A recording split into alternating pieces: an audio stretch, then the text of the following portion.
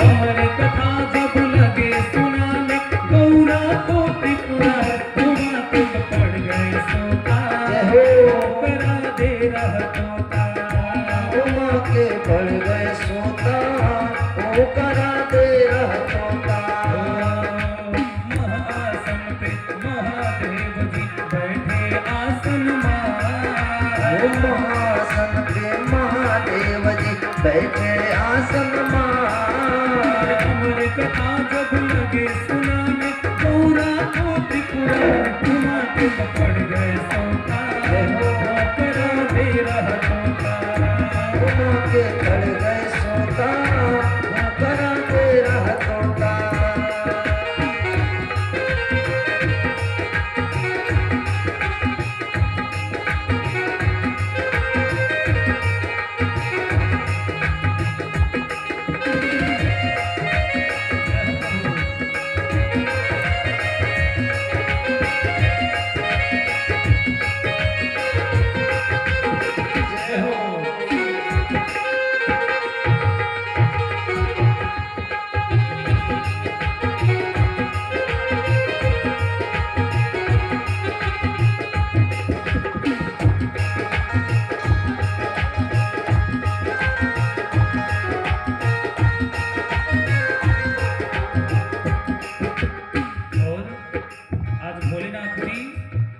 महाराज उस केदारनाथ की गुफा में मैया को बिठाए हैं और जो है कथा प्रारंभ किए हैं।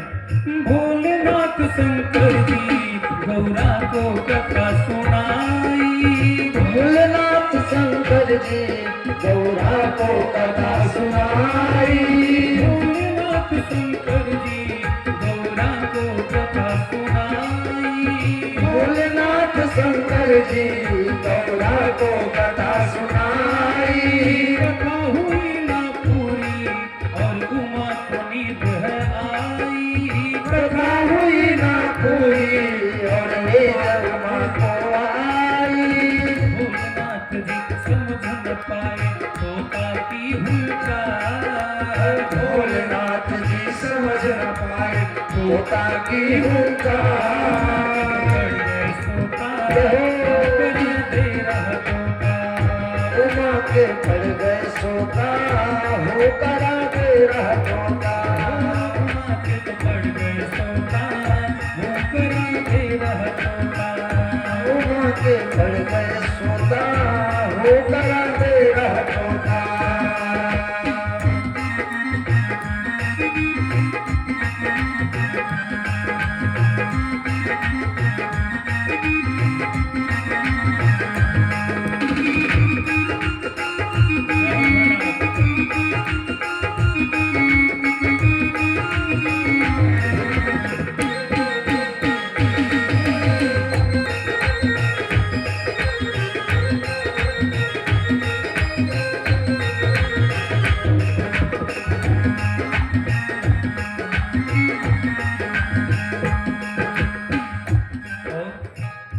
भोलेनाथ कथा सुना रहे थे, लेकिन महाराज जब ही 5वें दिन तक कथा पहुंची ना तब तक जो है माता जी की आंख है और जब मैया की आंख लगी और जोर से जो है हवाएं चली थी ना तो महाराज जो अंडवा था वो फूट चुका था और वो शुरू से जो है कथा को सुन रहा था। लेकिन जब ही मैया की आंख लगी हुकारी भरना बंद हुआ तो संडवा से निकला हुआ जो बच्चा था वो सोचा कि जो कथवा हम सुन रहे थे वो गड़बड़ा जाएगा, हमको पूरा मिलेगा नहीं।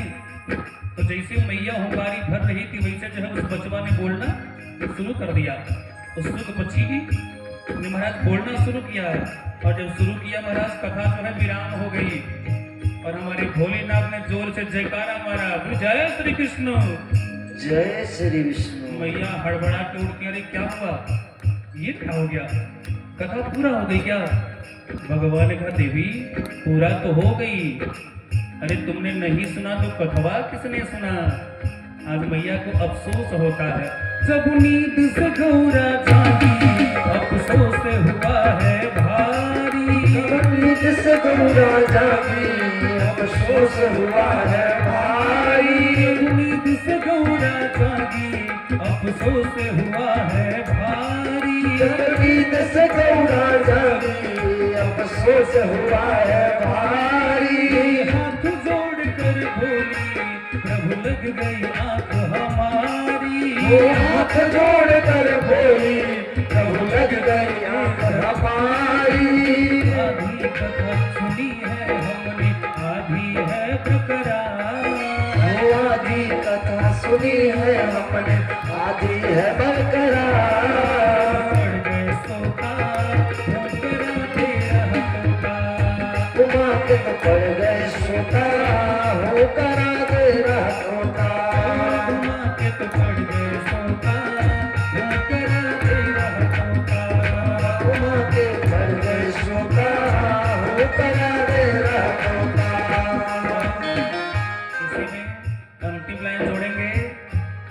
जब मैया कथा नहीं सुन पाई और हमारे भोलेनाथ को पता चला कि कथा किसी दूसरे ने सुना है, तो भोलेनाथ देव ने सोचा कि अब हम उसको मारेंगे। जिसने भी अमर कथा को चोरी से सुना है, कथा कभी चोरी से नहीं सुनना चाहिए। लोगवा सोचेला ना कि घरवा में बैठल रहो मैकवा तो लगले व अवधिया सुना जाइए। अरे महाराज, जो आनंद सामने से आएगा वो आनंद घर में बैठ के नहीं मिलेगा। आज हमारे भोलेनाथ ने संकल्प कर लिया।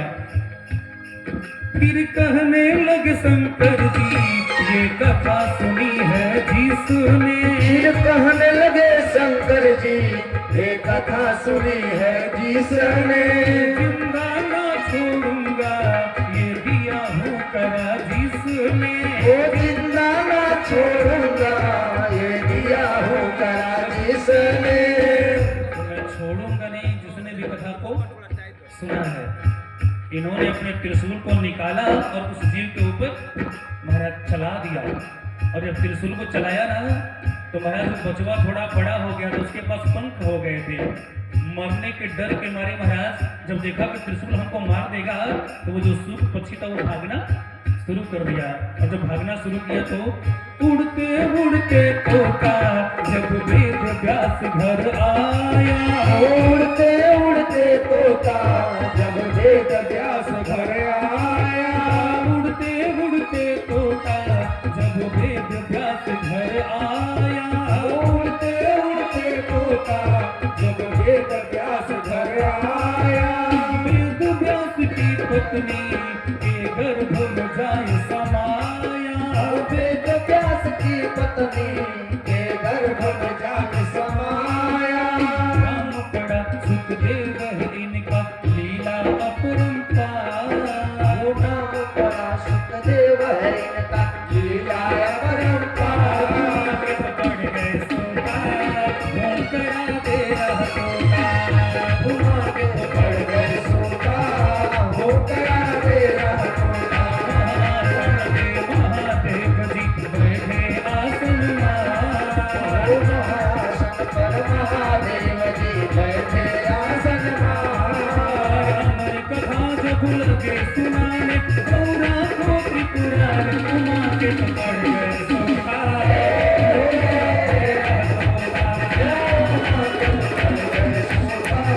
हो करा दे रहता। उमा के पकड़ गए सोता। हो करा दे रहता। उमा के पकड़ गए सोता हो करा दे रहता। बोलिए सुखदेव जी महाराज की। जय। तो कहा जाता है जिसके भाग में महाराज लिखा है भागवत कथा सुनना या देवी महापुराण की कथा